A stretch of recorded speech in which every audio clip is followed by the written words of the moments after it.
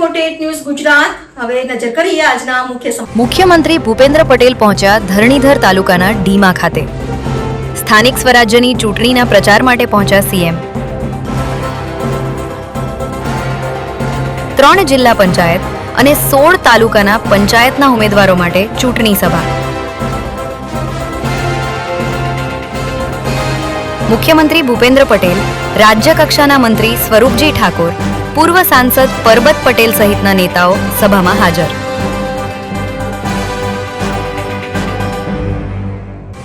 સ્થાનિક સ્વરાજ્યની ચૂંટણી માટે સીએમની જાહેર સભા। મુખ્યમંત્રી ભૂપેન્દ્ર પટેલ પહોંચ્યા ધરણીધર તાલુકાના ડીમા ખાતે। મુખ્યમંત્રી ભૂપેન્દ્ર પટેલનું ભવ્ય સ્વાગત કરાયું। મોટી સંખ્યામાં કાર્યકર્તાઓ હાજર।